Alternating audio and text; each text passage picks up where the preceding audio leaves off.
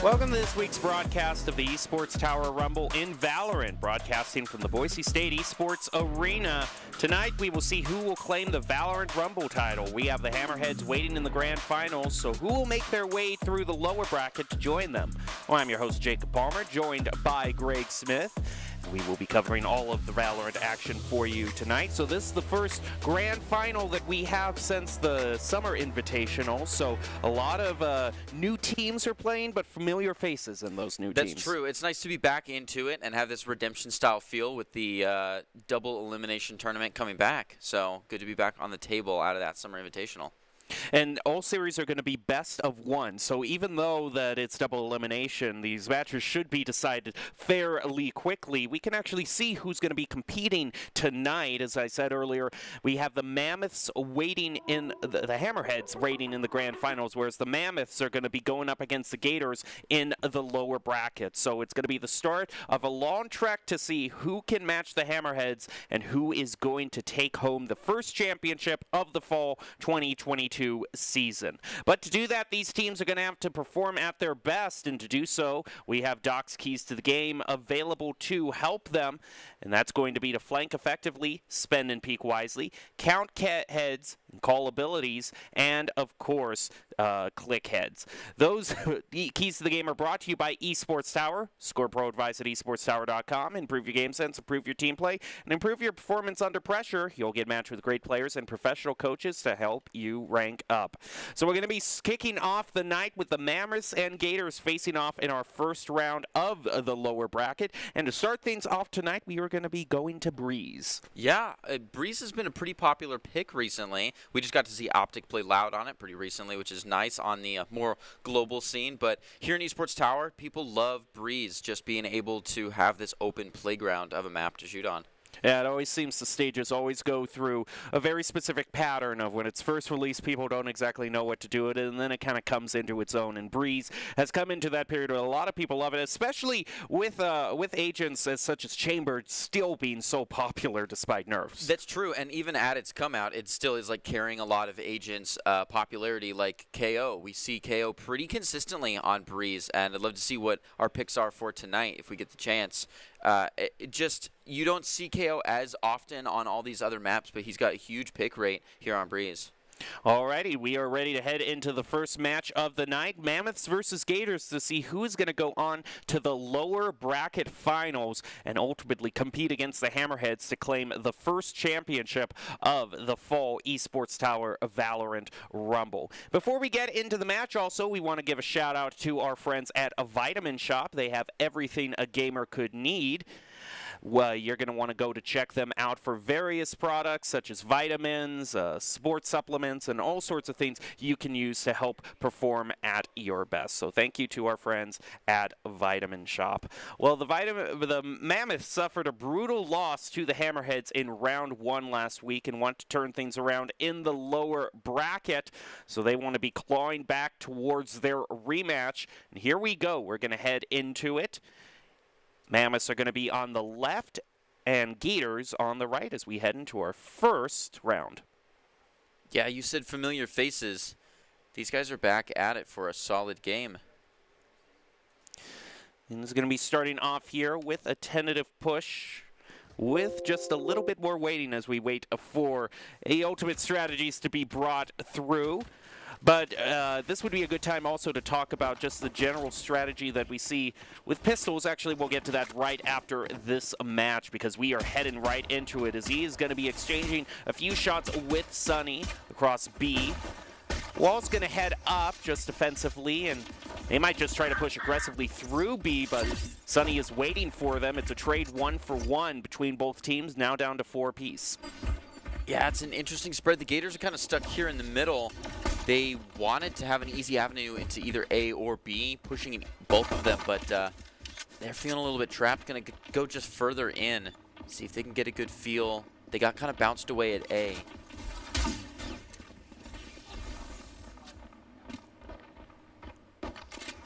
Still making their way down. Toma's going to be the first one to go to Lee. Stronger push onto B site main. It's feeling clear, so they keep moving in. Not a whole lot happening. It's pretty loosely guarded.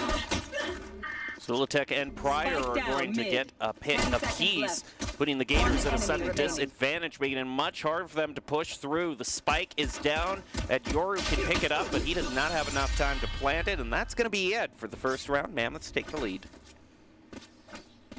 Yeah, it was a pretty relaxed first round. Usually we see a lot of energy coming in from the pistol round, but it feels like they want to feel everything out this. Yeah, and I was going to talk just a little bit more. You can kind of get into just kind of the general strategy that we generally expect to see in a pistol round. We don't normally see them go that slow. It's true, but you said it. Their first game, the Mammoths, was a pretty big defeat, so I'm sure they want to be careful about the Gators not getting a good snowball here. All right, we also have a pick onto the Yoru, which we don't see often from the Gators. Yoru and Neon, so two kind of spicy picks for the duelists. See how that works out for them. They're thinking once again about rinse and repeating, shooting towards B, but might decide to go around elbow, take the 2-on-1. Moonkeeper's going to get the pick onto Pryor, and now the Gators are off and running. It looks like we have a pretty big flank coming around from A, but there is a nice flank guard that's ready to watch. They're going to have first contact, but it goes down, so the flank continues. That alert kind of scatters up the Gators' positioning. They've got to send one back, and now there's only 3 pushing onto the B site, and it's a determined B site. They don't have a good option to switch now. So the entire Mammoth team is actually cycling back around to save for E, who's holding it down on site, gets one for free. They find a second one, extension coming in. That leaving the site and coming back on from the site really got him an extra point there. Now Shadow is the only one left, doesn't even have the spike, but has some time. The problem is the spike is dropped right after that archway. So all of the Mammoths can just cover every single possible angle. I don't think even with an Ares, though it is one of my favorite guns, I don't know if you can do it, especially from long range like that. That is going to go back over toward the Mammoths.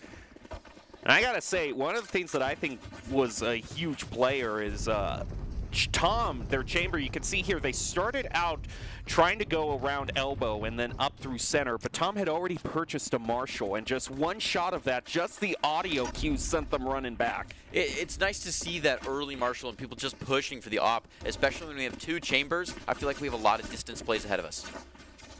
Alrighty, down distance is going to be the name of the game as everyone gets their normal purchases in, but Mammoths are going to hold on to their round 2 picks just to try to get the bonus. Flash out is going to blind Zulatek, but it wears off, no real harm done. Tom is going to get the first pick with that Marshall. Master bites the dust. And he got a good look down the hallway there to see, I think, 3 different Gators players, so all the rotations are out, and it's game on A. We're seeing some people right underneath each other. So Leipzig in the storm. Now Pryor's turn to try to take a stance is not going to happen. Shadow pushing right ahead with that energy we would expect from that pick. Tom switching over to the Headhunter, tries to get the headshot, but he is stunned. But E with the flank off to the side, picks up a double, and Tom survives to get one. Despite things looking a little grim, it's going to be E trying to get the clutch. Might be able to half stick it here. The knife goes out, presence detected. Ooh, a little bit of a slow swing over there on the spray transfer, and it's not going to be enough. The Vandal's going to beat E, but a valiant effort by Mammoths. Yeah, I wish this was so close there. Getting over to the spike, knowing to stick it to half. Almost took it all the way. Well, now Mammoths are going to be going on to their the fourth round, and nothing too bad about losing that round there. Normally, it's not unheard of since you're not going to your full purchases just to try to bonus it out. And Gators, actually, speaking of not full purchases, I'm seeing a Bulldog out from them, a few classics, so this next round could prove interesting. Zultek gets the first pick on the Moonkeeper with a headshot. That long distance play definitely coming into its own. Yeah, we can see the Mammoth pacing already changing here on round 4. There's nobody on B site, right? They've gone a little bit forward on B after feeling it out. They know people are mid, and they're already cashing in with it. E made, I think, eye contact with 2 different people and took one of them down, Selecting to follow up, and Pryor to get the last 2. That's a flawless run by the Mammoths, but almost not flawless. We see Pryor very, very low on the health there. Well, the coaches really want the Gators to try to work together to retake situations, try to use their utility to flush out sites. The problem for them is like they're just having trouble getting to the sites with such long sight lines here, especially on mid. It's a real chore for them to even get to A or B with all 5 of their members remaining. Yeah, sometimes it feels a little bit chaotic in their holds. Maybe, you know, working more in packs would be a little bit easier for them, but it is critical on this map to have this flank guard like they do. So the Gators are doing their best here. A lot of space on B that they can take from.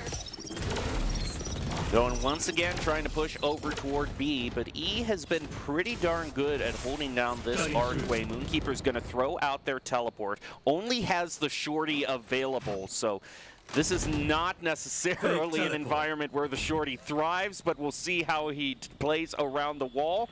And he's just going to wait this out a little bit longer. Yeah, teleporting with the shorty is a big gamble. It could have a good payoff. Gonna keep holding slow. Shadow pulling the ult out and absolutely railing down into A. Takes extension. One more on site that could help him. Good news for Moonkeeper is actually able to pick up a gun, so he's going to be able to use a full Vandal. So that thrifty strategy worked out for him. Now we're on to the post-plant scenario. He is going to take the long rotation around. Time to jump. He's probably going to run into KO in the mid. Another pick brings the teams down to 3-3, and he's not looking the right way, E. This is going to be ugly. Ooh. The quickest 1-for-1. Wishes goes down as well to Pryor. This is risky position, especially since he has the op. That is an expensive gun to be going 1-on-2 with. He finds a way to get a pick onto 1. Can he get the 2? He does, and he clutches it out. Sunny Lee just dry picking with the op.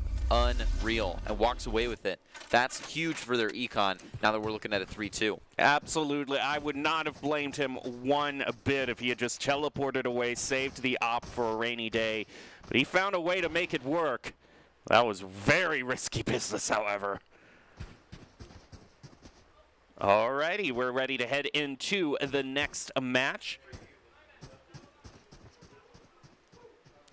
And as we head into round 6, I believe, this is going to be the first time the Gators have to try to equalize this. They are going to be going into 3-3. And they have a good chance at doing it right now that they have that boost from, we saw them save quite a bit beforehand. They got that op that they're walking back over. Nice Fury ripped right off the bat to take out Sunny. There's that op drop. So which of the Gators are going to pick it up?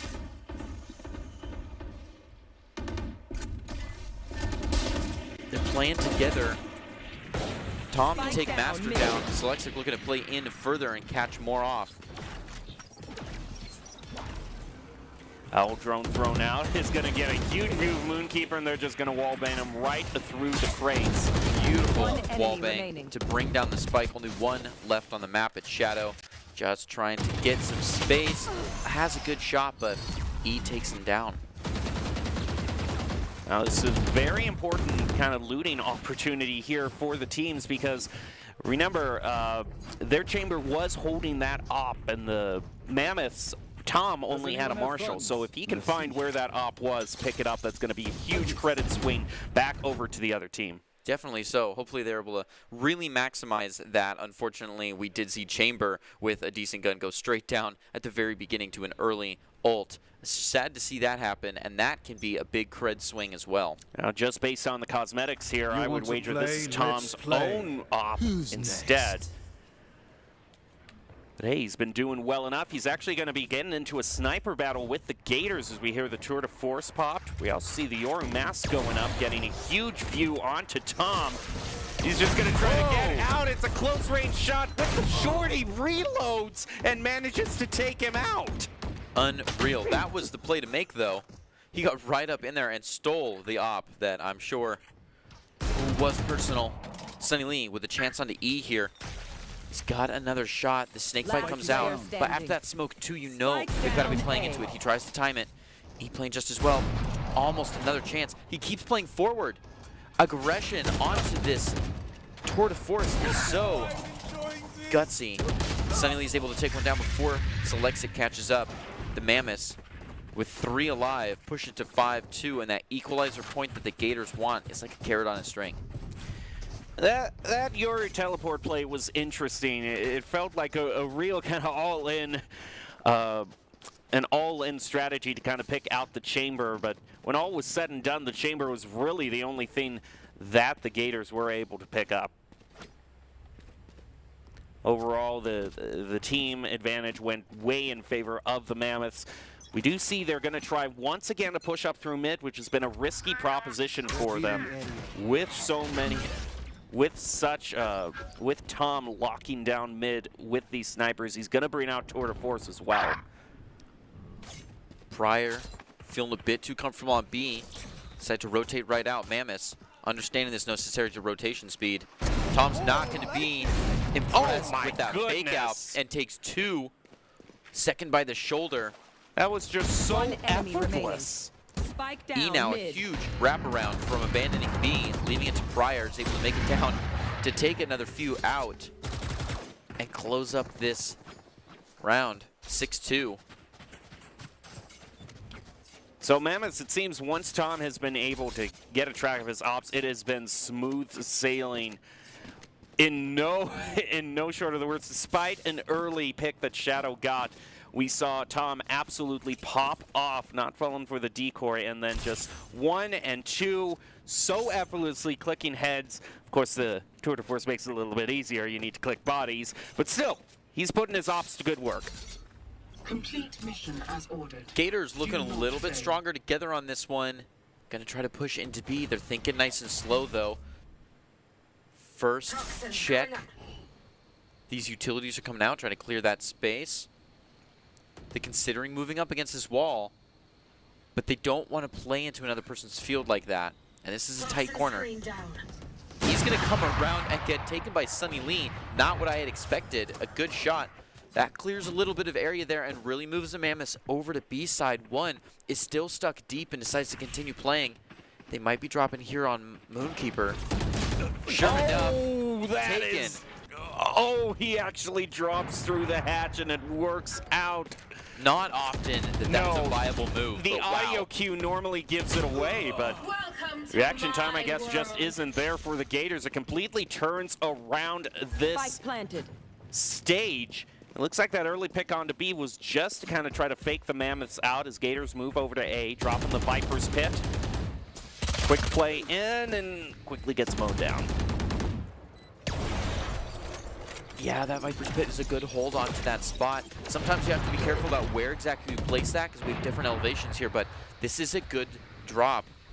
Here. Master still alive in smoke, holding down, finds 1. Oh, then 2, but can't take it. Pryor gonna be the one to find as the air clears up. Wishes just waiting outside, finds the other 2. Gives this map to the Gators, making it 6-3. Yeah, nice job in the Gators holding down that defensive position in a 4-2 situation. That Viper's Pit really seemed to work out well for them. They really didn't seem to be able to predict at all where that Viper was, just hanging out on those crates, getting a little bit of verticality. So sometimes it just pays to make sure you know every single possible angle. Sometimes you have to choose, sometimes you're on, but you need to know them. Moving right in, rinse and repeat is the name of the game. Mammoths holding it very forward are going to be met with Gators. Strong on B. The wall comes back up. Wishes looking to actually move through this time. They were punished last time for not moving through, and the timing just off. Tom is able to slip in and take one for free before going out to Master. Master also finds E though, so several down. There's only 2 left on each side of Master to find his 3rd kill. Last player standing. Finally goes down to Pryor. 1-on-1, and they're both on site. Spike in hands. All he needs is either this plant or to see Pryor from a distance. Pryor, though, with a bad read, thinks it's A. Has not seen yet our chamber on the other side. Gators have a chance here. The plant is going down. Sunny Lee now owns this site and could watch from either side. Mammoths are not interested. That would be quite an interesting play if he just wants to. I don't know if he wants to save the Vandal or if he realizes Sunny Lee has an op, but Sunny Lee is also playing this long too. Yeah, the spike never went down, so there's no reason for him to rotate back. This is... We heard the spike actuating, but they're playing for each other now. This is awkward. This is strange. I mean, Yes, okay, as long as there's 5 seconds left, you can still plan it. It's true, and he still thinks he's on site. He's been waiting the whole time. There we go. He was just playing the long game. So now the real question is, we find out if Mammoths were just trying to say, okay, he is starting to rotate over to B. So just a bad call on his part. There's 2 or 3 ways he can do it. Will Sunny Lee watch the right angle? Oh, there's a last-second change. Pryor gonna be moving different. Might even be expecting the Gator to come to him. But Sunny still strong on site. Still plenty of time on the spike. Both these players are choosing some odd angles. He's going to try to defuse, maybe just to bait out a wallbang toward the spike. Doesn't work. It's too low. You can't read where Sunny Lee is. And the spike is Sunny Lee plays the long game. What did I just see? That was the most awkward Ring of the Rosie hide and seek. That was props at least to Sunny Lee for not ego peeking with the op and recognizing that he'll have to throw it away and win by time. I guess this is just what we see when someone dumps a whole vat of molasses across the field, because that was probably the slowest play I've ever seen. It ultimately just goes to the spike itself detonating. That technically is a win for the Gators. Yeah, and Sunny Lee definitely held out the clock until the last second, so I think he was hoping for that kind of gameplay there. This is a very spread hold. Master takes down this early flank attempt, which means B is wide open. Pryor takes a free 2, though, from a high angle. He's crazy. He's going to keep moving it. Hunter's Fury right onto the default. Must be feeling hot. Doesn't find anything, though. Shadow does take a kill and Wishes. Looking to make it on the board himself. Unfortunately, Selexic finds Shadow, so Wishes now kind of got to hold their own from this angle until one comes back around. It's not going to happen. Selexic to get the spike down and surrounded. Moonkeeper, not a lot of options. Now makes himself known. Tom is coming in to take care of business. Oh, that is just the equivalent of getting kicked in the teeth. He isn't able to fully bring out his gun before he's just completely massacred by that op. So now we go into 7-4. It's going to be the last round before the swap, so we're going to expect probably just about everything to be used here, both the ultimates available to each team. And the chance for the Mammoths to make it 8-4, which is a lot more of a dominant showing than a 7-5. I know, obvious, basic math, but still, I mean, it works out for you just in terms of mentality and makes it feel much more like a runaway. Wow. Shadow to be absolutely sent home after trying to run down their own utility there. E waiting where they usually do. A typical send around the side from Yoru. It's not going to be enough to downplay this move in. Gators are absolutely shut down by the 3 Mammoths on site. And this is really just the consistent problem that the Gators have had. If Tom is watching over mid, that completely shuts down. Basically, with how wide mid is on this map, it's like half of the map being taken away from you. Yeah, and Pryor loves to sit atop his pedestal and just take away anyone walking around there. Now we're going to move into the next buy phase, 6-4 for the Mammoths. Sometimes we can just see teams, in terms of the offense, just really run away with it. If a team is feeling good, they can just all charge in a unit and plant the spike almost immediately. We've seen that happen many times. Yeah, and it definitely depends on how the Gators feel on rotating with this defense. Obviously, we're moving into the pistol round now, so it's going to be a little bit of a different pacing. Look at that Master right in the nest. Goes straight down. If anything, that was info. They know everyone's there, so the rotation comes right around. Gators are going to be on top of site fairly soon. Can the Mammoths plant ahead of time? It goes an uncontested plant down behind the wall. Moonkeeper's going to find Selexic, only barely. They all flee the site now. It is Gators' turn to try to take this back. Mammoths have a pretty good post plant up. They have the wall that they can also use that's bound to be recharged. Sunny takes a pick onto Tom. That brings it down to 3-3, and they're going to play the long post plant game with the lineups and all the poison. Mammoths are going to make it so the Gators just can't touch the spike safely. Sunny going down to 8 health as Shadow takes out Extension. One enemy remaining. Ooh, Just wishes. one left for the Mammoths, but it is the one that can play the lineups. And they played it well, so they've just burned enough time off of the spike to take it. And it's going to go 9-4. Go, go. A beautiful clutch. Another good point for the Mammoths. So normally, I want to ask you a question. Do you often feel that in terms of the pistol rounds, because the first 2 rounds are so different than the others just in their general feel and strategy, do you normally think you see the rounds being split evenly 1-1, or do you think more often we see just one team, if they're in the groove, they take both? I feel like I usually see that kind of snowball effect, taking the both. And I have seen big turnarounds afterward because the pacing is so much different. And I've also seen it snowball so much further just because you've got that mentality and you have the momentum and you have the creds to back it. So those first 2 are important. If you can take that extra 1, don't give it up. Don't think that, you know, oh, they're just going to take their 2 for free and then we'll move in. Pryor, I like the choice here, using the Ares. That's already going to get a pick, and the headhunter from Tom is going to pick up 2 more. Tom is on a rampage with a quad, and that puts the Mammoths effortlessly up to 10. Yeah, I think it's just usually simple kind of arithmetic in terms of the weapons being bought that leads to these, you know, first 2 rounds being picked. Team that wins the first round is able to get up to, you know, not quite the top tier weapons, but hey, an Ares or a Spectre is going to be great against a Classic, so that helps the Mammoths go into the double-digit territory. It's going to take a lot more options away from the Gators in terms of what rounds they can eco. Needs backup. Yeah, we are down in double digits. An extra kind of pressure exists now. Mammoths going down to Wishes.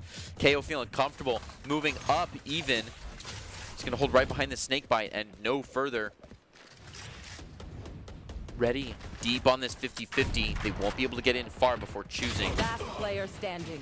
And Sunny Lee to take a distance shot through the smoke. Shadow with a huge wraparound. Just playing ring around the rosy with Tom here before finally taking the man that stole the previous round. Like 4 kills in 20 seconds. I'm out of here. Well, with the bonus opportunity gone, Mammoths are going to no doubt head back into their full purchases. Also, not just available are the Vandals and Phantoms to them now, but because of that explosive start that Tom got off to in the first round with that quad, he already has the Tour de Force available to him. That's true. Yes, the ult economy is so tilted here with Tom taking his, you know, a showcase round for himself. You want to And play? he's going to put that to good use. Already brings out the Tour de Force. We're going to see kind of a defensive decoy head out by the Yoru, and already that Tour de Force takes out Master. Gators now left with less defending A. In fact, only this KO really has a big sight onto it. as they set up the wall and move forward as a unit. Yeah, but Wishes has felt hot defending this site. He got 2 kills easy last round. He's looking for more. Almost took one more there. Smoke wall goes down. He finds one at the default. He's feeling good. Decides to pop the ult. Can he watch these 2 angles at once? He sees one. Contact on the second goes down. They're able to reply, though, so he is still revivable. Moonkeeper has finally made his trek across to the other side. Gonna look for a flash. It goes a little bit bouncier than he's expecting. Tries to throw again. Does get deeper that time and actually flashes successfully, giving Shadow an edge, but he can't quite cash in all the way. Wishes finally moving all the way up.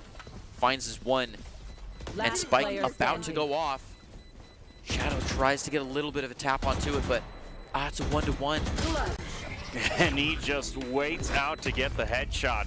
Takes out Shadow after all that firing. And I appreciate the thought behind the play, behind that KO ultimate. I mean, obviously, if you get it to hit everybody, not only are you just forcing them back to their base purchases, but you're taking that tour de force away from the chamber. But Tom played that beautifully and just hanging back in cave, away from the radius of that KO ult, and was able to just keep picking off the Gators one by one. Yeah, and that's not something you have a good warning for. When the KO ult is popped, you've already been hit. So he knew ahead of time to play it loose, give up a couple yards. Oh, it's going to fall for the decoy. First time we've seen that. Yeah, he hunted down that decoy. Sorry, though, it's gone. Still 5-5. He on the table trying to play against Shadow here. Wish is going to find Selexic. Moving it deep. We already have Tom in the middle of mid here to find one. Moonkeeper replies. And Gators are, Mammoths are forced to rotate. Now it's going to be an even taller task for them to retake this, but luckily for them, A is completely cleared out, and they might just decide to use the Viper's Pit here to get, yes, they're going to do that just so they can make sure that they can plant quick and then move into post-plant. Knife thrown out, that's a long one. Is the lineup worth it? Doesn't look like it hits them. It might have been if people were deeper in, but oh my, wow, he's crazy. Now left in the smoke. Doesn't even need to fight Pryor with a 4K. Yeah, they just sort of conga lined through that door, and Pryor just did. One after the other picked them out. We're going to head to match point now. The opportunity for the Mammoths to advance on in this tournament. Whoever wins this match is going to be facing off against the Wolves. And whoever then wins that in the lower bracket finals will go on to the grand finals. So one last round for the Mammoths to get the win they're looking for. And they'll be moving on. The coaches have stressed the Mammoths not to worry if they fall behind early in rounds. So sometimes this team can lose focus if they start out a few rounds. Luckily for them, that is not the case at all. That's not been the issue. No, they are doing well. They've got a long road ahead of them, even if they make it out of here alive. The Gators are looking to shut down Sunny Lee. Misses a shot onto Selexic. That's a Marshall. Down Tom. To keep moving with Selexic right through, they own the site now. And find Master to take the game. Well, you know, Greg, going at it alone can only get you so far. Ultimately, if you want to increase your chances of success, you have to level up your teaming skills. And I think we definitely saw that by the Mammoths. There didn't seem to be one player that just ran away with it. All of them were on fire, from their Chamber to their Viper to their Sova. All of them had their moments. So you can see how talented these players are and how good they work as a team. Esports Tower takes the time to create teams of well-matched teammates. Shout out to Coach Halter, and for those of you who haven't checked out Esports Tower, you should. It is the fast track to rank up.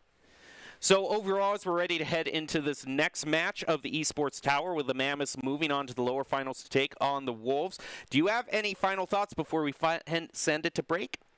Not really. I think they just got to push nice and strong. They've got a good momentum going. Let's keep it going. Alrighty, we're going to take a short break and be back with the lower finals, find out who goes ahead to face the Hammerheads in the grand finals. We'll be back after this. Protecting your customer journey from fraud is critical. According to industry analysts, Count's AI-driven platform is the leading solution. From account login to digital payments, Count is recognized for both its customer impact and technology excellence. Learn more at count.com.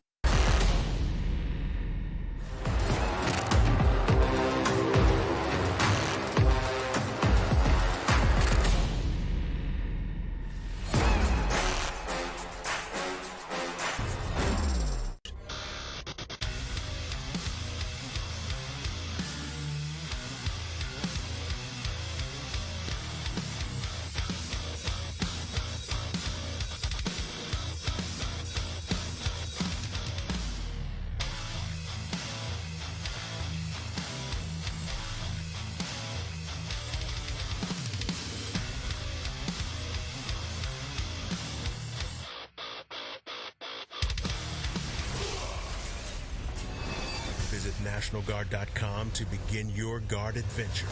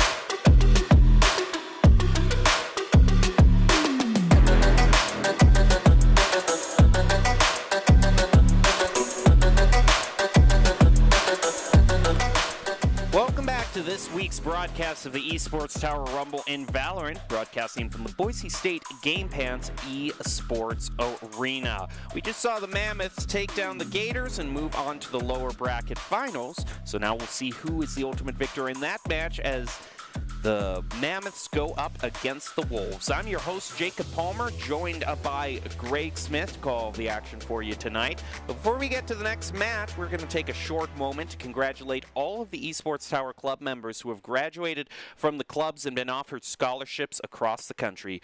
Over the last year, Esports Tower Club members have received over $3.6 million in scholarship awards. These students have not only worked hard on their in-game play, worked hard academically, and have earned these scholarship opportunities. We could not be more excited and proud to see all the opportunities that these players are getting. I just love seeing that number keep going up, and it sure does. Yeah, it was 1.6 million, then 3.1 million, now it's up to 3.6 million. Just so many great careers that we have been able to help launch here at Esports Tower. But if you want to get in on that scholarship action, then ultimately you're going to have to play the game good. And how do you do that? Well, you follow Doc's keys to the game in Valorant. And that's to improve your game sense, flank effectively, spend and peek wisely, count cards and call abilities, and click heads. It's all brought to you by esportstower.com. Score Pro advice at esportstower.com. Improve your team play and improve your performance under pressure. You'll get matched with great players and professional coaches to help you rank up. Well, the lower finals are already underway. We actually are going to be joining in kind of in the midst of the action. I hear we're around round 5, so we'll get to that as soon as we can. Wolves versus Mammoths as we head over to Haven. Oh, and I love seeing Haven. I just love it. Every time. There's so much that can happen. There's so much that does happen. We've got all 3 sites available to us, and there's long distance play, there's short play. I hype it up every time. Alrighty, well, let's take a look at the stage itself. Haven, very unique in the fact that it's the only one in the game to have 3 points, a classic, an oldie, but a goodie. Before we get to that, we also just want to take a moment to shout out our sponsor, Vitamin Shop. Vitamin Shop has everything a gamer could need, so be sure to check them out. Go to their website and check out their latest products. Now as we are going to just take a quick look here and see some of the nice custom graphics that we have made, some of the nice Unreal Engine renders that we have had, and there we go. You can check out the QR code now and check out the Vitamin Shop's latest products. We're ready to head into this next round. We're going to be joining it mid-game, as I said earlier. Mammoths versus Wolves, so the coaches know that the Mammoths could get a win under their belt. If this team can ride the momentum in the lower bracket, and speaking of momentum, they're already off to a great start, 4-0 lead. They sure are. I mean, just feeling strong. Looking at the creds we've got going now, fairly typical start. Seems pretty fair. It's all guns for everybody. It's a nice place to be able to jump right in. Head on, feeling very strong. Blaze gets the other team to get right out of there. It's off to a good start. 2 Wolves already taking first heads. Mammoths to reply with 1. It's a nice push onto Banana here. They're owning the area and just playing nice and gentle with the spike. A few attempts at a wallbang, not going to find it before rotating back around, try to hit short here. Seems like Jet might be ready to accept, though. They definitely have a smoke out Tom doesn't know about. And Spike has made its way to double doors. If they play quiet, they could have this Spike onto C, but the crowd's kind of divided. You know, there's not a lot of Mammoths to back up any play here. So they have to be sure with what they do. Teleport's ready. This Chamber's still keeping an eye onto A. The thing is, he's not going to find anyone there as he's actually trying to play around the other chamber, rotating back slowly. In Garage, we have just 1 member of the Mammoths, and just having these 2 players left really makes it difficult. It really 30 does. They're seconds almost left. on site, but Rezkin's already made his round. Decides to play long with it. This is the chance. The Mammoths considering a B push. Trying to play against some utility moving in prior. Giving himself away, has to play into it. Is taken by the side. Spike Emerald. down, C. 1 left. Tom's got to play into it. Can't quite find Emerald. Finding their second. He's going to take him down. No doubt, due to the good purchases the Wolves were able to get, they'll find themselves a little bit of footing. More importantly for them and their eco, be able to save that off that they purchased. Mammoths have won so many rounds, though, that I have no doubt they will be back with all of their Phantoms and Vandals that they could possibly want. Ready to head into round 6, and still a pretty hefty lead for the Mammoths, as Emerald is going to forego the purchases for this round and no doubt bring out the knives. And E could be up to some trickery here. He's bringing out the judge. We like seeing the judge. Hopefully, they take a tricky hold. Kinetic playing very aggressive. Finds a good chance onto a hard. Push back on the C. If Pryor doesn't shut them down absolutely first, moving right in with that ultimate. And a second one to boost the Pit Viper following, holding them down. Good wallbang attempts here. At least playing a good intimidation defense to send everybody off the site now. How do they even rotate back in? The Wolves have a lot of options here. Atlas trying to make their way around, but Tom hunts down. I like that. Stay, watch past the Wolf and take out the Sky. That's pushed up a little bit too far. This is a tough position with the knives. Even going up against 3-1 is never going to be a good situation, and Rezkin is unable. He is able to take one off of Tom, though, which I appreciate. But I'm actually kind of surprised that Solexic was the one holding the op there and not Tom. I am just so impressed with the way the Mammoths moved onto that site. You talked about this last time. We've seen attack teams be able to move right in and set up camp. That's a good spot. I mean, they just shut down the area, and Wolves did not have a lot of good chances. Well, talk about things going from fast to faster. Mammoths are now going to bring out the tour de force. So are the Wolves.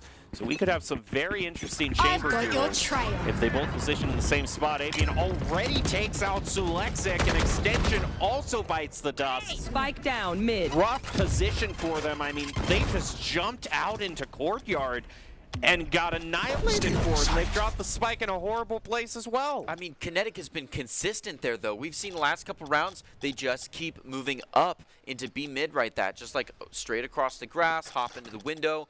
It was just bound to happen. Eventually, they'd want to go for it, and Kinetic would be down with the system. Boombot is going to find Pryor, but it's not even going to matter. Kinetic just kind of uses the Q of the Boombot to know where the Mammoth is. One shot with the tour de force. I don't know if he can pick up 2, maybe another, and just take one away from them. But overall, Wolves clawing their way back. Kinetic with a 4K that round. Everybody really does just take their turn dominating sometimes. And just a quick look back at what we had to deal with. The Mammoths really were in a tough spot. I think they went so whole ham in there with B. They were just expecting they could do the same play that worked out so well for them before that. Once the spike was just that far up the field, there was hardly anything the other two players could do.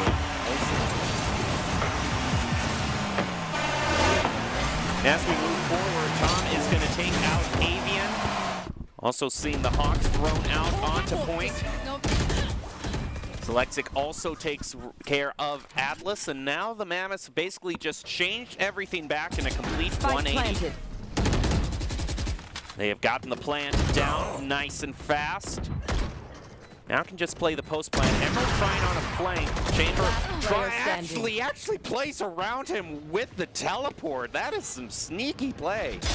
Ooh, Kinetic does take one more at the last alive though. That's a lot of info. They're able to close in on him, but a closed group is exactly what Kinetic is looking for, hoping to find one, finds it at quite a distance. Tom with the advantage there takes it. It feels like the Mammoths just need one ult to absolutely take over a site. They just feel so comfortable on the attack with one ult in the pocket.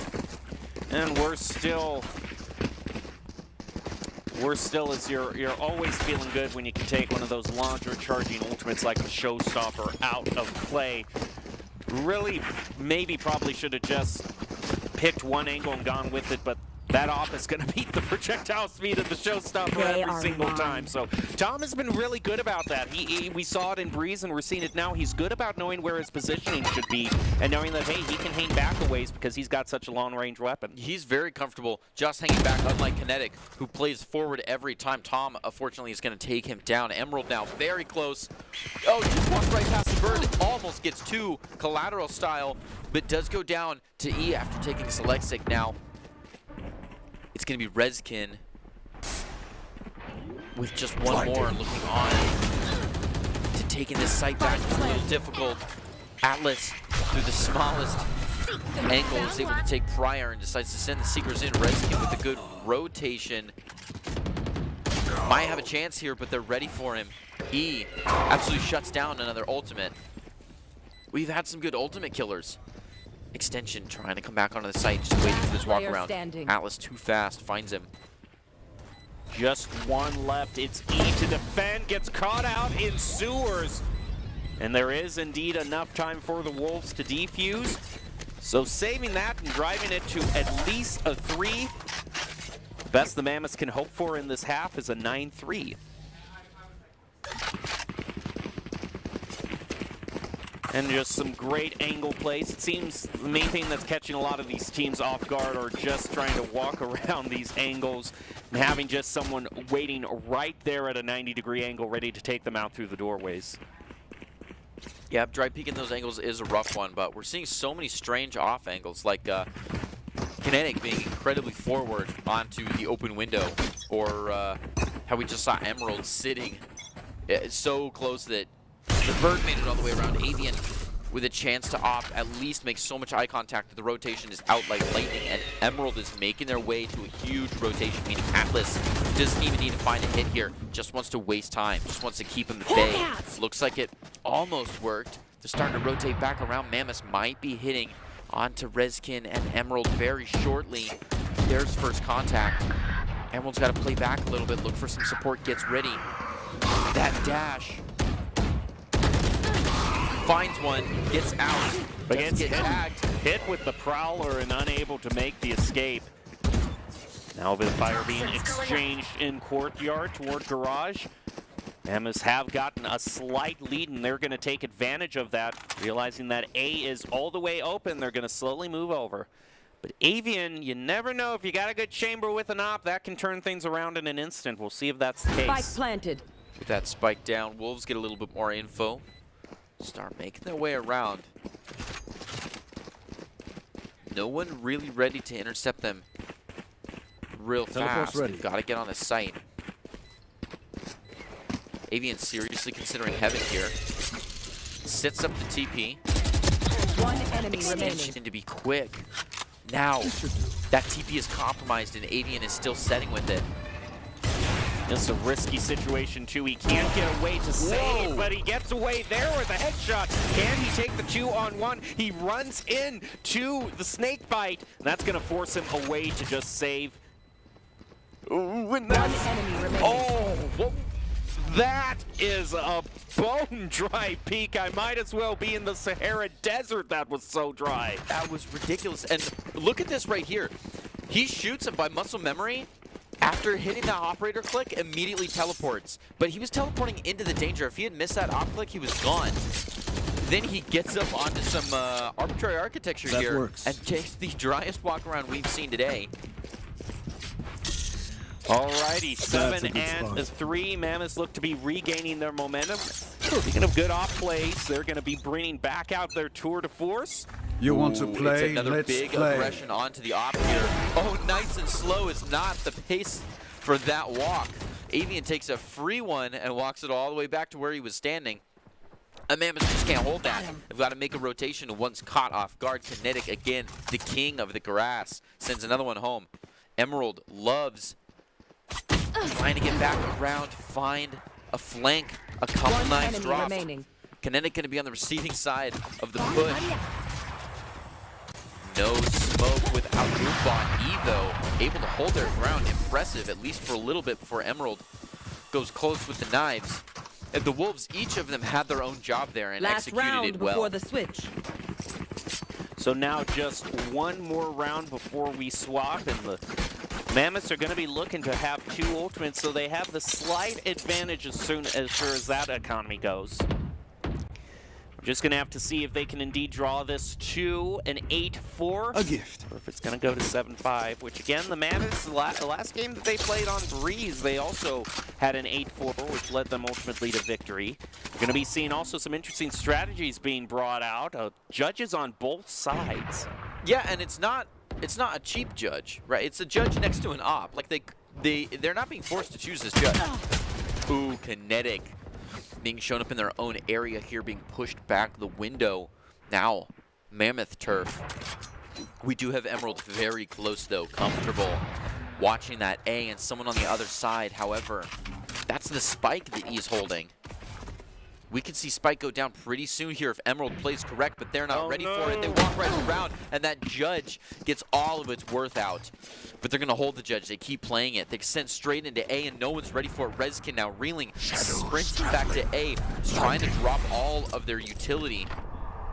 E does get hit with the paranoia and is not at the greatest distance for it. And we're going to have a judge battle. Ooh. And it goes in favor of E, clearing out the point.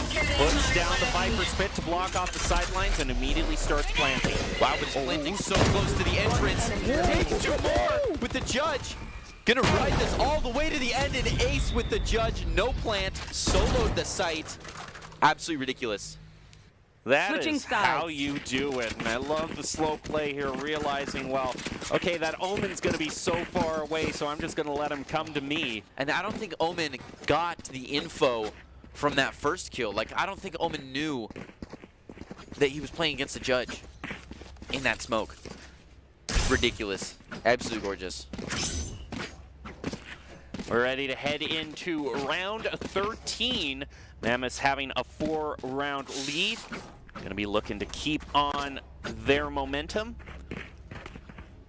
But now we head back into pistol rounds, which Mammoths seem to be the more comfortable team in terms of that. Even though we joined them in round 5, it was 4-0, so that means indeed the last 2 pistol rounds Mammoths won at the beginning of this game. If they can win these next 2, they'll go to 10. Tom with the headhunter. Ooh. But no judge is ready for E with the ghost. Finally goes down to Atlas. Now a 3v4 and a little bit of a scramble for the Mammoths, trying to figure out exactly where they want to protect. Rezkin is holding the window there. He wasn't the one with the spike, but this A rotation making it feel like they might not want to play into the Mammoths' hands like that. Rezkin to get back a slight advantage for the Wolves. One enemy remaining. With the reload, Rezkin finds a dirty one onto Tom. Just owning this area has made it all the way back to spawn, giving him nice space to play on the ideal area prior. Spike A planted. chance to plant a few people there, but kind of gets ganged up on. Rezkin comes in the one to find it with another 4K.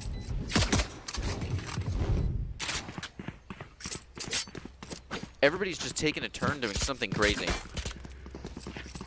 unfortunately, this was a little bit painful to watch here. Just a little bit too much screen time. Sometimes you just miss those clicks, but you can't let it get to you. You gotta recoup and move forward. Mammoth still have a decent lead. The Wolves are gonna have the advantage now for this round because they're gonna get slightly better guns. I do see one Spectre being brought out. Cover going out.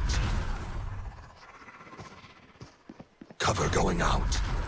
Rezkin dumping utility, trying to make his way up. C though, so much contention, they already own it.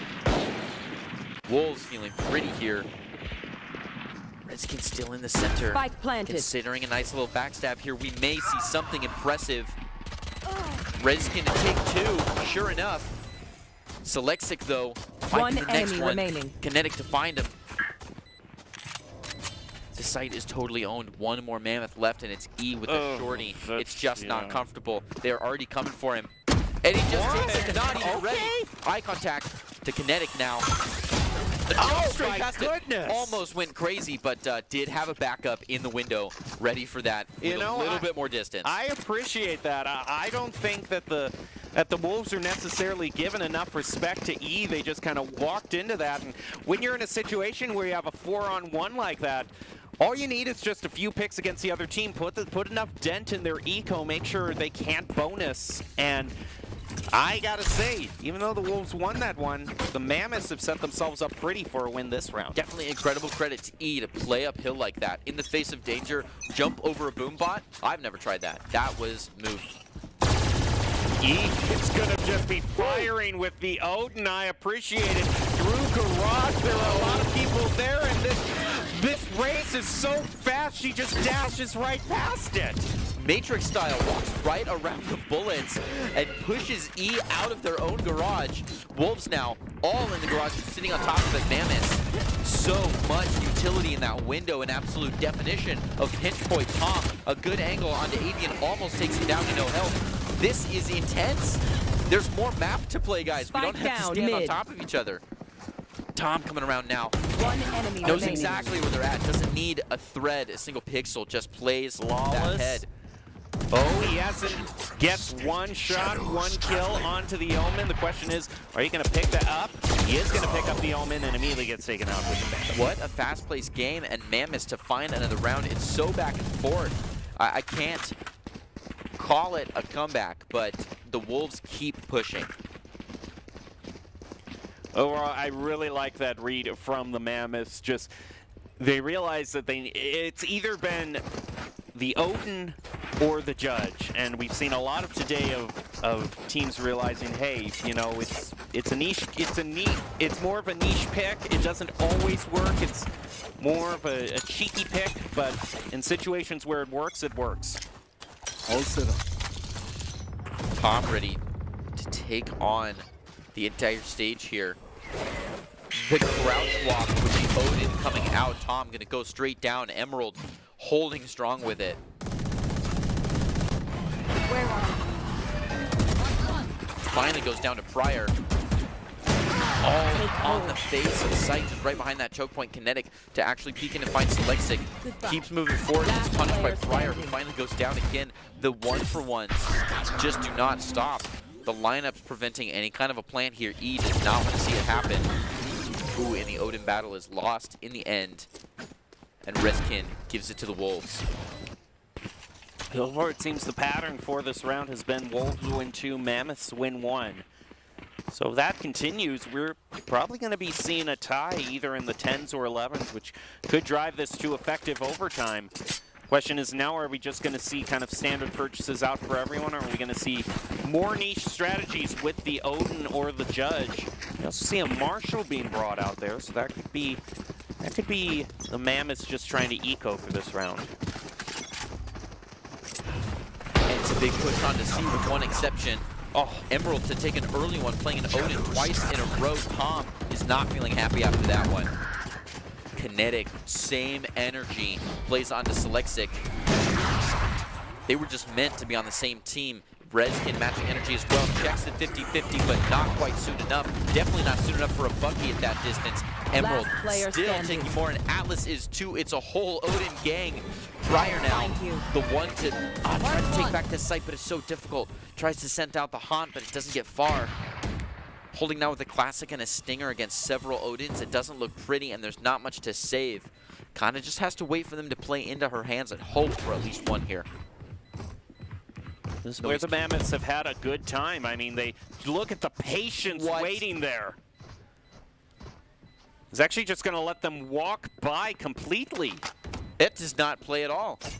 Maybe now wants to go hunt one down, hoping for something. Gonna let out those audio cues in the grass. Atlas still doesn't respond though, and is gonna go down as a closer to Pryor before they come right back around for him. Yeah, that was interesting. I think they were hoping that even more people were gonna walk past with maybe less advantaged guns. I don't know. Do you get that greedy with a Stinger? I mean, I don't know. I don't know if I have ever been holding a Stinger and say, "Hey, I'm feeling lucky today." I've definitely never held a Stinger with that close of an Have you angle. seen a Stinger reverse Stay ace? focused. I'm gonna pull it off. It has to happen to somebody. All right. Now we don't have to worry about that anymore since the Mammoths have gotten their Vandals. Everything they could need is going to just use a jump peek to try to bait out the op shot, throws out the eye onto C, and quickly retreats. Just flees the site. No reason to play 1v5 when you can hang on for 1 second, let the Seekers come around, play a little bit stronger. So now they have that chance. The ult comes out. Selexic playing from the side has a great chance on a few players, but top beats him to it, taking 2. Selexic finally in for their one. Keeps walking. Atlas not in a great position. Unfortunately goes down to extension.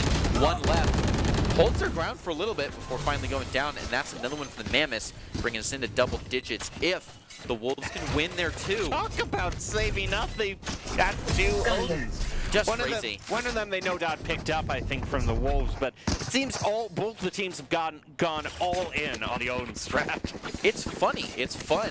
It works. They keep finding kills.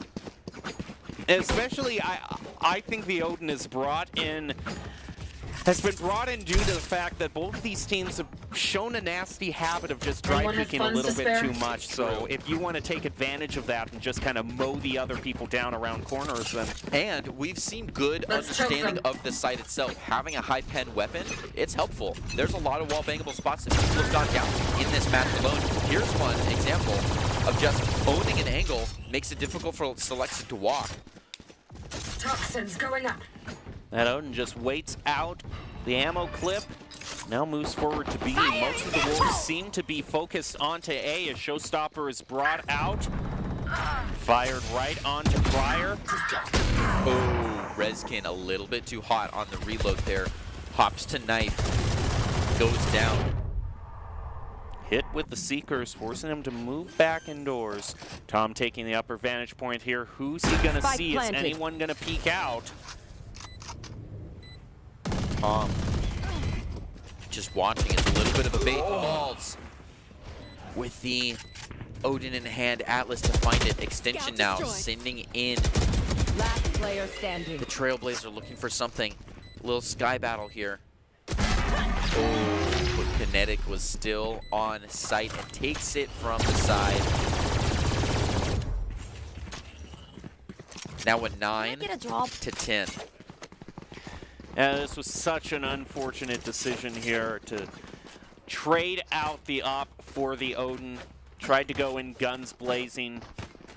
It always seems like just when you decide not to use the op because no one's peeking out and you're reloading, changing guns, someone peeks out finally. Yeah. Just know they can wait you out. Wait for the right moment. Good timing is the name of the game. Ooh! Spike down, attacker spawn. That was an interesting camera angle. We got a beautiful angle of that. Yeah, no, little Odin fight right at the spawn gates. Unfortunately, we see the Wolves lose, but recover the spike quickly. Come charging in. Pryor going to go down to Emerald. Still now a 3v4, and we have ult potential. I would love to see that Viper's Pit popped defensively if possible. Especially with that Odin, that's a threat. Kinetic makes it out of that tripwire. He now has collateral chance. Rizkin's not going to let him. TP's right out there with the spike. Tries to get the plant. Fryer takes it over. Now there's no shot. Avian has got to play this well. How about I spoke too soon? In fact, is the other chamber going to get there into... I think he can pick up that op. So He's got it. very nice change of tempo for the Mammoths. Have now won 2 in a row. That's true. They did have to take a couple 1-for-1 rounds to get there, though, so they're still only those 2 points ahead. As long as they can maintain kind of the general tempo. Again, they are going to run it back with the Odin yet again. He's still sticking on that, and with this an eco round for the Wolves, they're no doubt saving up Get out of my way. crucial match point that's going to be coming up here. Wow.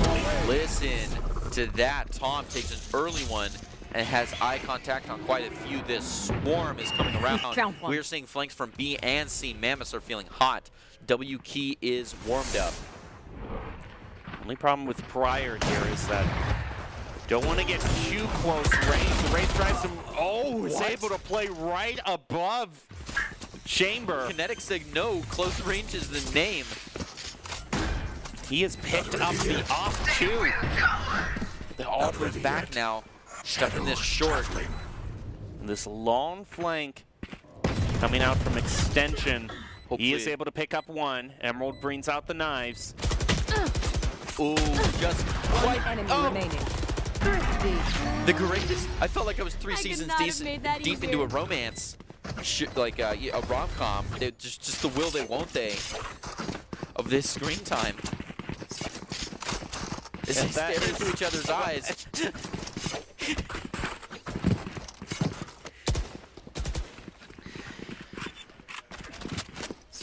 That's a lot of screen time.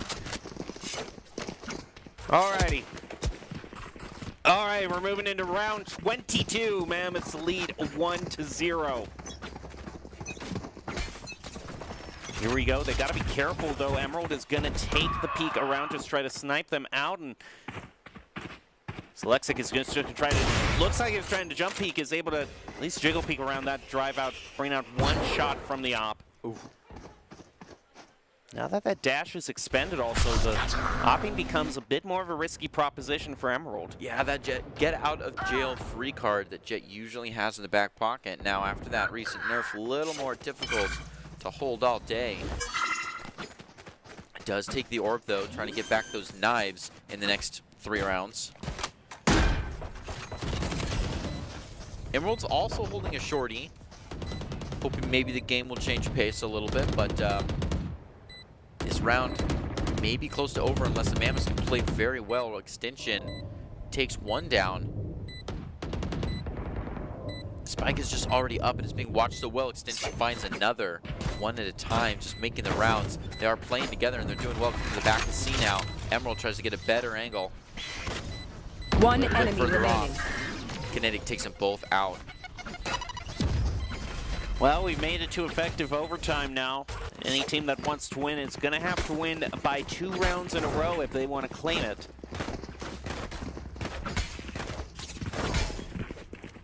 Three ultimates available for the Wolves. They're tour de force, and no doubt they still have that op that they've been picking around. So effectively, double sniper here. We also see an Odin being brought out by the Wolves. Full purchase from everyone, and he also picking up that Odin. You want to play? Let's play. 11-11, walking into overtime with Red. He's not taking any chances. Unfortunately, it goes down to Avian. Slow and steady won the race there.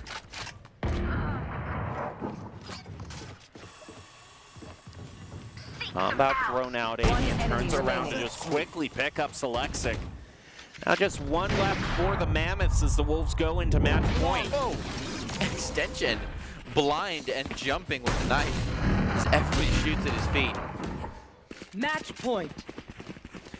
Well, the Wolves really want a chance at a rematch versus the Hammerheads because they think they can win the battle in the grand finals. The coaches want to see how the game started versus the Mammoths. Were the Wolves looking too far ahead, just hoping they got to the Hammerheads, or focusing on the game at hand? I'd have to say with With starting out 4 rounds behind and the Mammoths at such a big lead, the Wolves have definitely turned the tables and staged a major comeback story.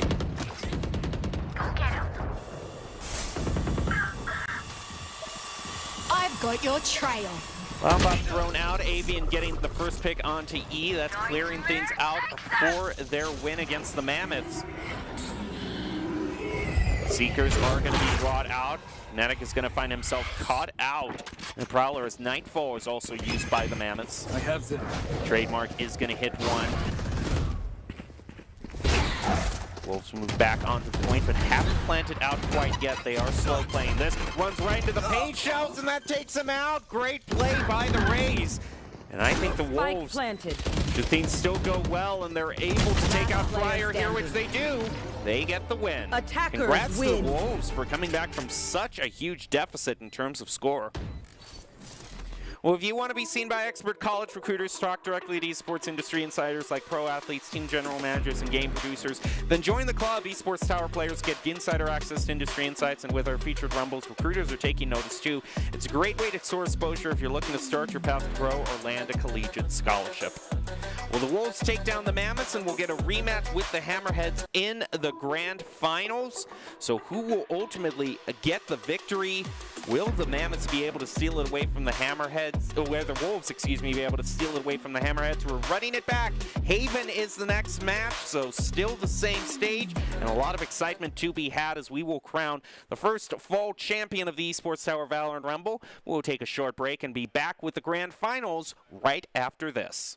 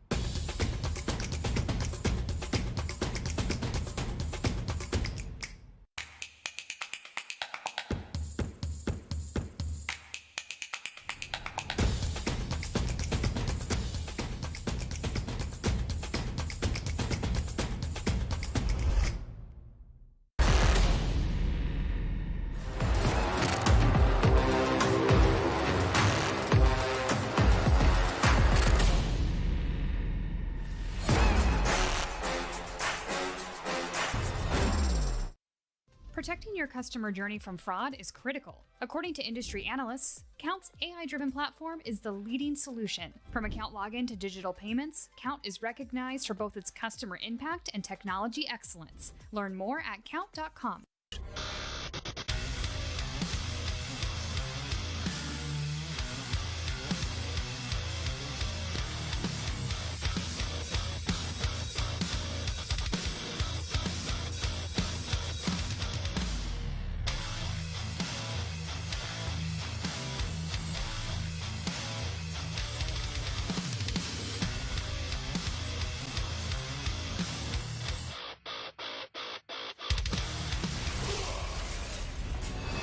Visit NationalGuard.com to begin your guard adventure.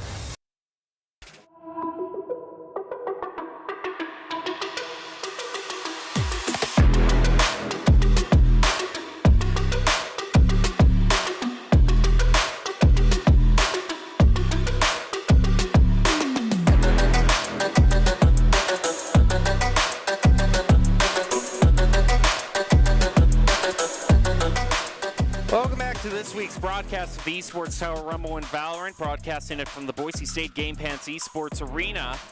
It's time for our grand finals, a rematch between the Hammerheads and the Wolves. Who will take home the title? I'm your host, Jacob Palmer, joined by Greg Smith, calling all the action for you today. And now that we have seen the Wolves being able to take down the Hammerheads, which are off to a really good start, they'll get their chance to rematch against the team that took them down, the Hammerheads. They were able to beat the Mammoths, excuse me, in the lower bracket finals. Now they have moved back up to the grand finals.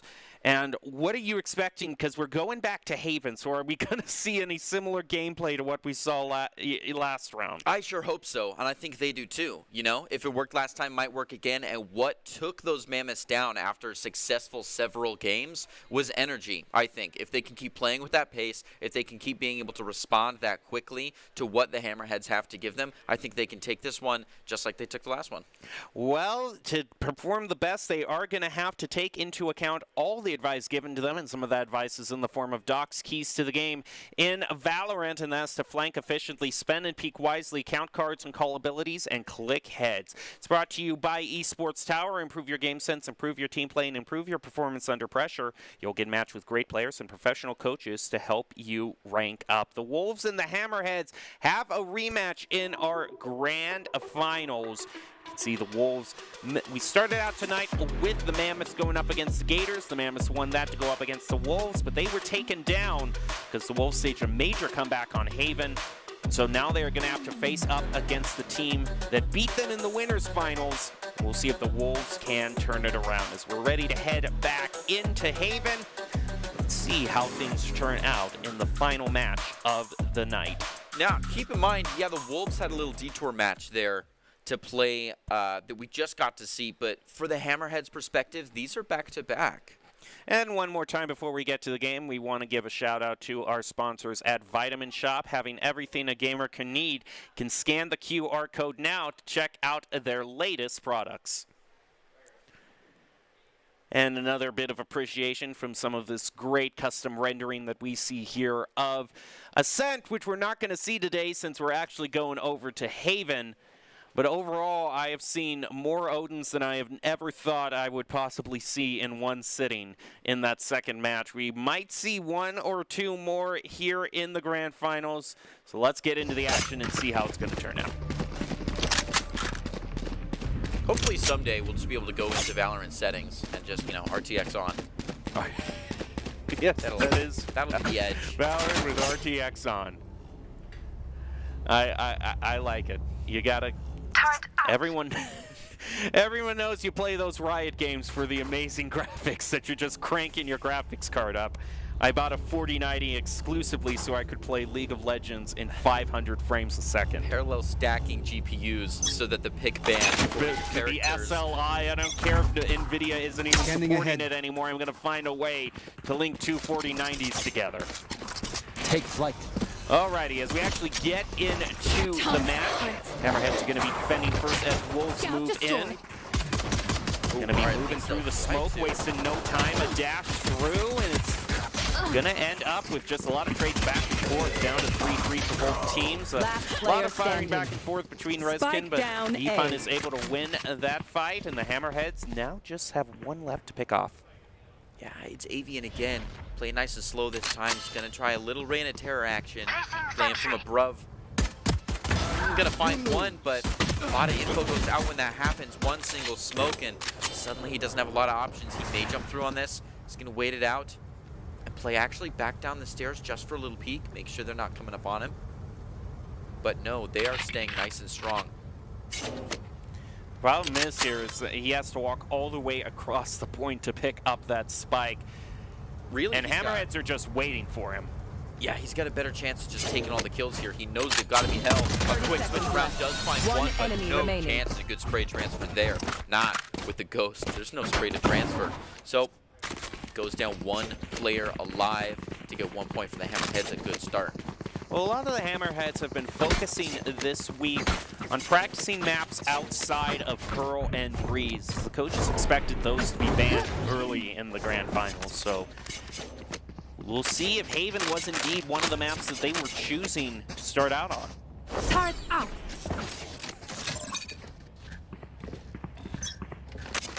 Ready to head into round two. Ifan has already purchased a Marshall, which could make it dangerous for Emerald to peek around, and indeed it is. A shot to the heart. It was a wide angle there, but he's able to find it. Ethan looked looking for a little bit more. Quick jump peek to feel it out. Kinetic not going to take the bait.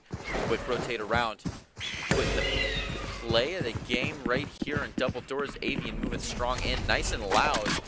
So they're actually going to start sending out some utility. Even with the shot from this side, does not find anything. It's going to be Kjonen to find Avian. That gets hit.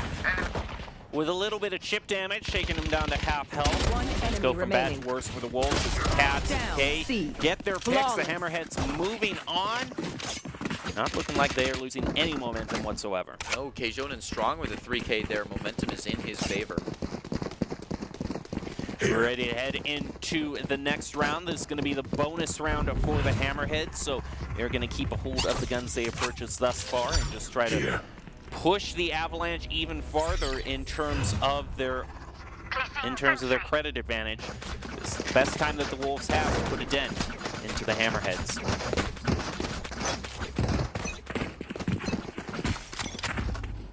Moving right into it, the Wolves feeling strong here, going to come right into sidebox. Arrow does get shut down, gives off a little info. Those rotations coming out for the Hammerheads, and they're feeling a little bit hot here. Going to send 2 around to the flank, or at least consider it. This entry utility coming on strong. The Wolves trying to take this site. It's empty, so they find it pretty quickly. Dart coming from above. He's got a long time to wait through this smoke. And the Wolves just sit pretty. Hammerheads again managed to take one away from the Wolves, but they're quickly taken care of by Atlas with a triple on the Vandal. Hammerheads just have 2 left. Raze can find one. Dark, though, making their way across before being taken by Atlas's 4th kill. Atlas just absolutely set up camp there. So now this is going to be the one opportunity where they see everyone fighting at full potential. Hammerhead's going to be buying up a lot of Phantoms and Vandals, and question is anyone going to have to be able to match how good Atlas was picking up the quad? Turret out. I love when the kills are still on top of each other, that when we show the kill cam playback, it feels just like a 30-second replay. That is true. There really hasn't been any time to breathe or any time to take a break. Things happen so quickly. The jump peek there, they're trying to time it out. A little bit of extra shot. Emerald trying to find something. First shot, Ethan to find Kinetic. Ooh. And they keep playing back on the Emerald, even here feeling strong. He's got a new angle to watch, though. As a little bit of pressure feels onto those double doors. Placing swarm grenade. Avian finds any Cats. Turret down. Their turret's going to be taken out and teleport over to B. Wolves changing their focus really quickly here. It seems to be working out for them as they're able to eliminate E-Fun. Oh, Avian just barely stepped outside that smoke. I've got your trail. Kjonen's been waiting, and he just keeps doing it. That Omen is so fun to play. They're in an awkward position. They have to move through this doorway, but Omen smoked it off, and they don't have too much time to rotate over, so they might be trying to feel out Barrage and see if they can rotate back over to C, but they're going to take a full rotation back over to A, and it's a correct call as only one of the Hammerheads seems to be aware of it. Their Sova's rotating over up to the high ground. Call goes out that they are planning on A. Poor cat! Blinded. The Dart is going to get their location revealed. Oh, they're hanging out under heaven. Yeah, and they just pre-aimed their guns. The crosshair placement is right on point, and the Hammerheads take back around, moving to 3-1. Yeah, once they already know where you are, you know they're going to close on you pretty quickly, and if you're going to try to get out of there with any utility, it's got to be fast. 3-1. Hammerhead's moving right along. A little bit less game fatigue as they're playing just their 3rd map. Still undefeated here on a rematch against the Wolves. We might see a very quick peek here. Off into lobby. Wolves seem to be rethinking that, and now we're going to be moving back over towards courtyard. Oh, but look at this hold by Cat. Very forward. Gets right out of there and runs C, actually. A lot of C running. It's a whole rotation. Emerald now trying to play into it. Avian's going to find Ethan. Kjonin right on top. The rain of terror from above to find 2. The weather is not good in box. Emerald now leaving the Wolves to rotate out of there. A little too much pressure on C. They take Spike and skedaddle. Rotating slowly up. Avian only has the headhunter, and if he doesn't check this angle or respect it, yep, there it was. It was a slow motion train wreck, and I saw every second of it. Now Cat's going to be taking a few peeks here through Garage. Kinetic is actually not going to take that route, but he gets flanked off from the side by Cybo. Just one left for the Wolves. It's going to be a tough plant indeed. Almost gets taken by the shock dart. Already moving him down to half health. Not that the op needed any help. Now Hammerheads win and go to 4-1. And the beauty of that dart was not just a little bit of damage it did, but it pushes him off the angle. So instead of being able to multitask these 2 angles, he now has to peek onto 2 people. He was just playing an uphill battle there and was taken down. A 4-1. Look at this ult economy. Hammerheads could really have a huge drop round if the Wolves ever try to turn around here. Looks like we might actually have a bit of a pause being brought out, a bit of a tech pause to see what happens as just see if everyone's doing all right, fix any issues that need to be fixed. In fact, we might have had a disconnect there, so. Yeah, we do have a disconnect. We'll just have to wait for Kinetic to reconnect, move our way forward.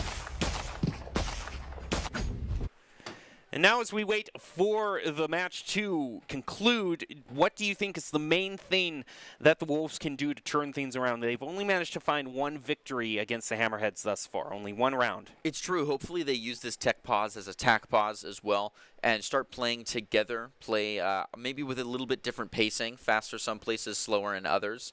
I think if they could bring back, you know, I'm all in support of the energy that we saw last match, and I would love to see that continue on.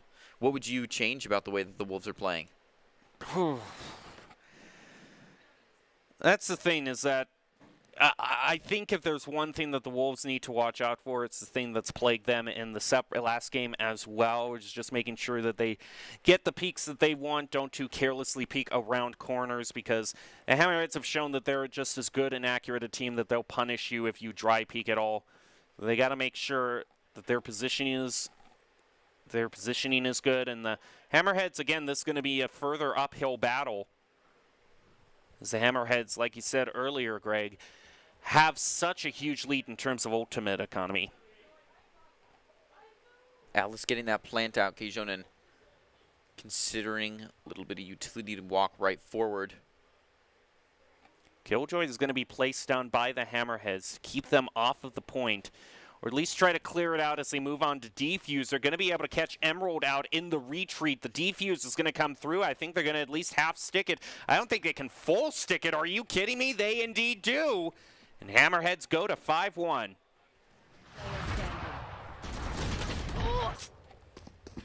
So it does look like, actually, that they probably just realized that, hey, we've got enough people detained under that Killjoy that we've just bought ourselves enough time that we can have someone full stick it. Yeah, counting cards and calling abilities can be the difference, can be the decider for a round. We're now looking at 5-1, and the ultimates we dumped there. I mean, KJ ult came out, we had knives. The Omen got a nice TP in there. Now Wolves have the ult advantage. Revealing area. Cybo sending out the typicals, not going to find anybody. They are poised right behind and don't shoot it down. So Hammerhead placement doesn't feel bad. They do have a spike leaning B. Wolves are just playing nice and slow. It's a big pace change. They're going to consider a walk on a C. Hammerheads, though, unwavering. Thing is, for the first time, C is really kind of open. They got to just choose, again, this is what plaguing the Wolves so much, is they've got to make sure that they take, at least try to get that angle. They're going to send out the dog and be able to force the jet away so they don't fall victim do that close hold. Ooh. Spike Kinetic had a down, good C. chance there. But the Hammerheads dissipate after hearing that call. Redskin looking to make contact with Dark here as the spike goes down. Last player standing. He isn't even checking the flank route from behind. And Cats takes 2 in a row and has just an easy walk right to the spike. One of the team members spots an op, no doubt going to be picked up by the Hammerheads. It's going to make this an even tougher round for the Wolves as they head into probably an eco of ecos. Everything's diffused. Hammerheads now are up to a 5-round lead, probably the biggest lead that we have seen thus far from a team today. They're going to pass that off to the Jet, purchase a Vandal for themselves. Yeah, you're right. The games have been fairly tight. We haven't seen anything bigger than an 8-4 at half. So Hammerheads could really just turn everything around and upset the pace. I think the most that we've seen is 4 or 5 round leads because we started out the second round in round 5, yeah, with the 4-0. You want to play? Let's play. Get out of my way. Wolves playing together now, save for one person to watch a long arrow. Moving straight in, gets right there, finds one, does not watch their back. Gets to get a nice taste of the off, but doesn't play with it dark. Does find one, gets a little bit of wallbang damage off onto him. Redskin moving right up. Wolves feel they have this site. Spike The planted. Hammerheads in typical position may be threatened by a flank here. Avian has options. Decides to keep waiting grass. Cat's now 2 bleeding. eyes thrown out. Yeah. Overkill. And they just Dark. want to make sure that the Wolves can't see at all. One enemy remaining. And Hammerhead's managing to maintain a enemy slight remaining. lead, but Avian trying to even it up with the Tour de Force. Now him versus the Sova. He misses on the flick, and that's going to be another round given over to the Hammerheads. Very close, though. Wolves had a chance. I mean, even some time wasting instead of trying for that flick could have gotten it to him. They were very close to watching that spike go off. That one was just crazy. Takes it and keeps walking forward, gets caught. Some real good high pen fights. We've seen a lot of damage through walls here. We head into round 9. Hammerheads could even this up even more. So I think I see the Wolves actually have saved up enough to buy another op. So they're all in for this round. Actually looks like they might have been considering an op, but I don't see one now. Gonna swap over to the Phantom, so they're not gonna spend quite all their credits. But it's not gonna be much solace to Emerald if Efun is just able to pick him up. Atlas I've got your with a trail. great flank through Garage. That was an angle that Efun was not checking out whatsoever. Hunter's Fury brought out by Hammerheads. First time we're seeing it this game too.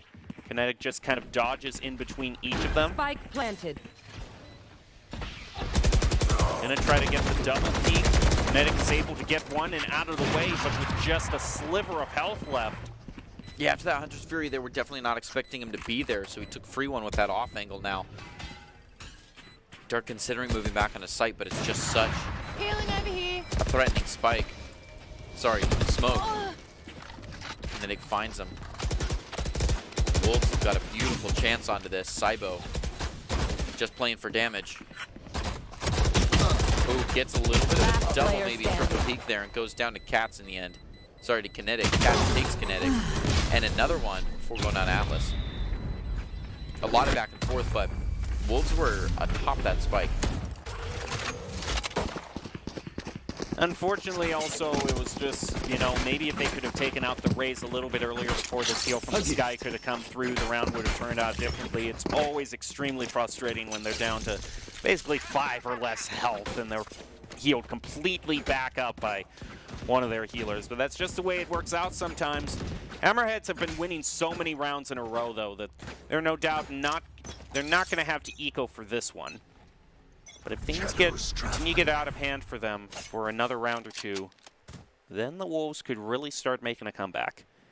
Kjonen may be considering some kind of eco here. Wow, that's Kjonen defies with the frenzy. Standing ahead. Cybo playing right into it, gets a little bit of damage off before getting out of there. Kinetic does find one though. It's not entirely fair, and that's a threat you don't want to hear. Kinetic. Yeah, well, it's no longer a threat. Nope, shut down by Ethan with the Sheriff. Able to find finally that frenzy-wielding Kjonen. Avian now moving right up into sight with the spike. It's going to be backed by Emerald. Oh, instead of going for the plant, it's going to watch this angle with the op. Not going to send it off. Decides to plant in the corner, has enough time to do so. Emerald watching heaven here. They get right over the spike. Emerald's got not very many options. Unfortunately, it's going to go down to dark. With everyone from the Wolves taken out, the Hammerheads move into defuse and going to move up to 8-2. The best that they could hope for this round would be 10-2. They're going to pull off a Thrifty. And the fact is, they didn't even need to save there. They had won so many rounds in a row, they could have just full purchased there, but they are playing so well with what they have. They're thinking ahead.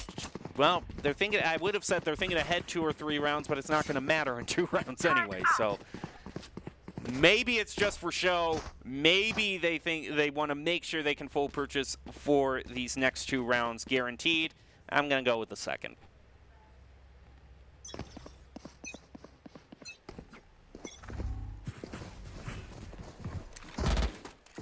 You see a bit of a tentative push up through Courtyard.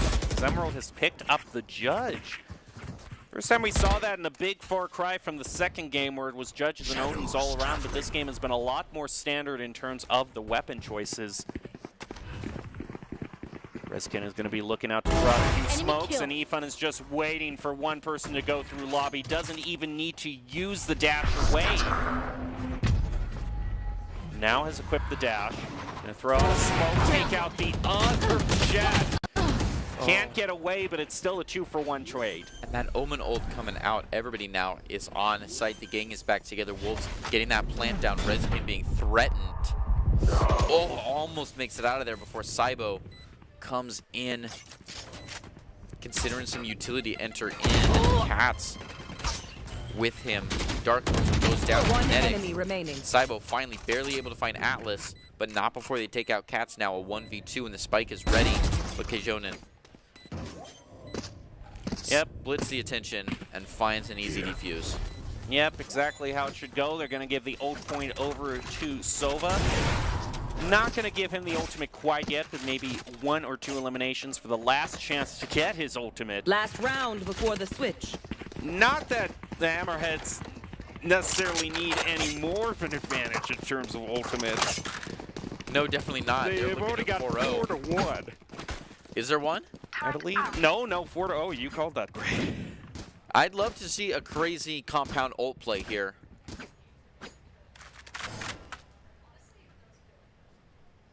Because basically at this point, if Hammerheads are going to win this and then win the next 2 pistol rounds, that already places them at match point before the game can really even settle in the second half. So a win here would definitely be a final bit of comfort for the Hammerheads. It doesn't even look like they have to use too many of their ultimates because Efun has been so effective on this op. They might as well, though. Efun decides to trade the op in for some knives. Takes a fast one with the super, sees another. He's crazy. He goes aggro on the next one. And switches to a shorty for the shorty for the quad. That crazy. is 2. So hot. That is, oh, whoa. No one else Switching gets a chance. sides. Another 2 ops were called and they were irrelevant. They did not have to use any of their other ultimates. Efun has just been the MVP of the game. Another shot, a right click, and then finishing off with the shorty. All the style. Just move slowly in as the game changed. Started with the op, moved to the close op, and then moved to basically the barrel stuff op.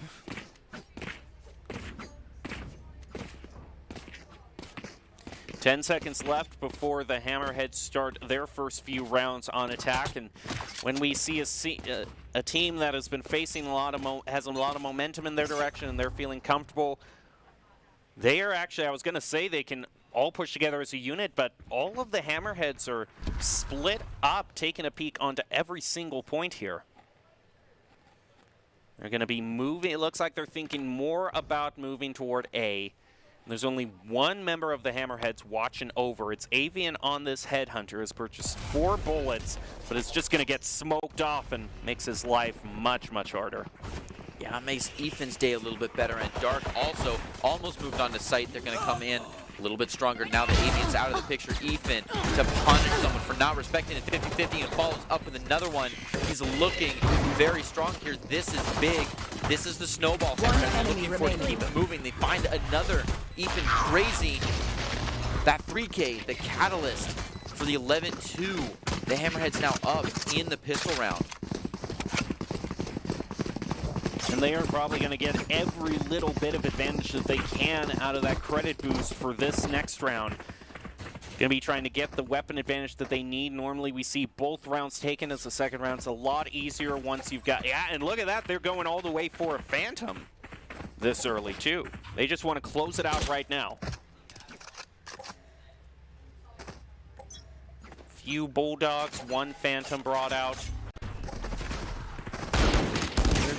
Very aggressive onto C, and you can do that early in the game. Alice does have a Marshall, though. There's a chance here.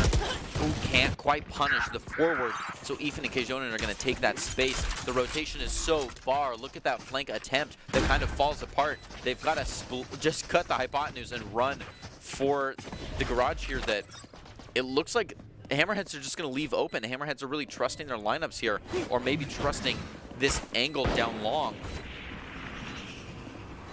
The spike in default, that's an option. Emerald now considering moving on that one-way smoke. Dangerous.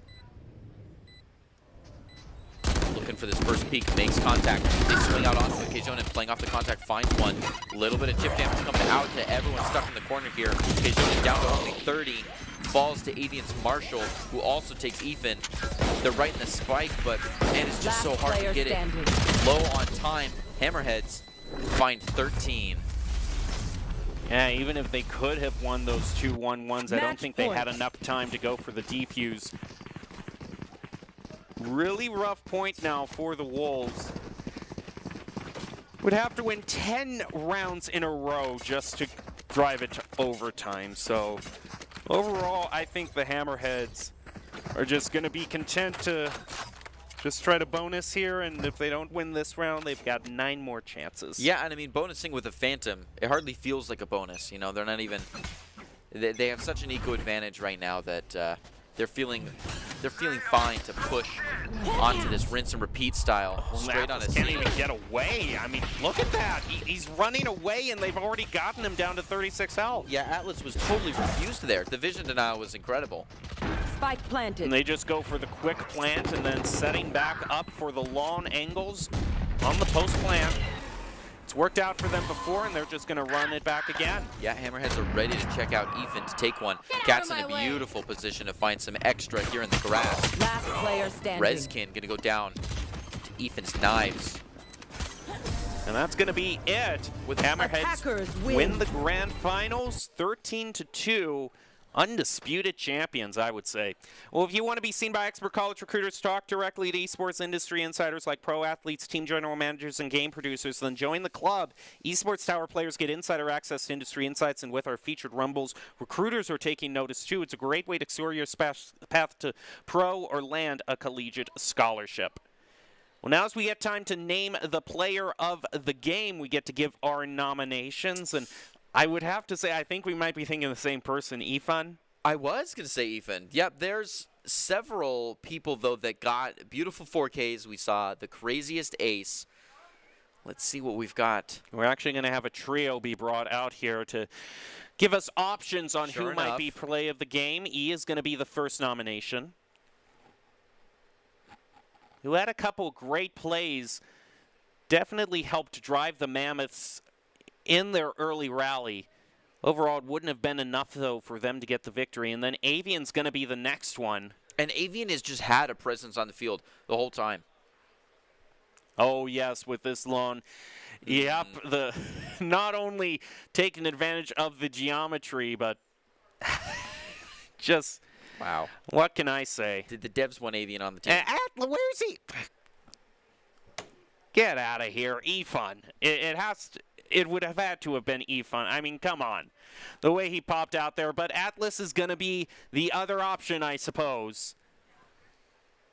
At that point, yeah, he did have a good hold there onto the Atlas did do a lot of damage. If those are options, I might have to give it to Avian. Avian, yeah. I'm going to go with Atlas instead because I think the Mammoths got taken down so early that it probably wouldn't have worked out for them. But nope, they're going to give it to E instead. So E is the player of the game. Had some great plays for the Mammoths, no doubt. Yep, a lot of value to the team. Great job thus far, was able to stand up in situations where it didn't seem like he'd be able to turn it around, but he managed to trade 2 for 1 in a lot of clutch situations, and overall was a great asset to the Mammoths. Well, the play of the game is brought to you by Idaho Central Credit Union, who believes a great player makes a team more successful, just like Idaho Central's helping members achieve financial success. E is going to be the Idaho Central Credit Union player of the game. Well, Greg, as we prepare to close out this match, do you have any final big takeaways? It's not over till it's over. We saw a huge turnaround, and then we saw potential for turnaround get absolutely smashed. So just keep playing forward. The Hammerheads win the title in the grand finals to take down the Wolves. Congratulations to all of our teams for a fantastic Rumble and a great play all around. Well, that's going to do it for us today. You are going to want to tune in next week, Monday, for 6 p.m. Eastern Standard Time for another Rumble and more teams looking to take that championship spot. That's going to do it for us tonight, though. We hope you have a good one.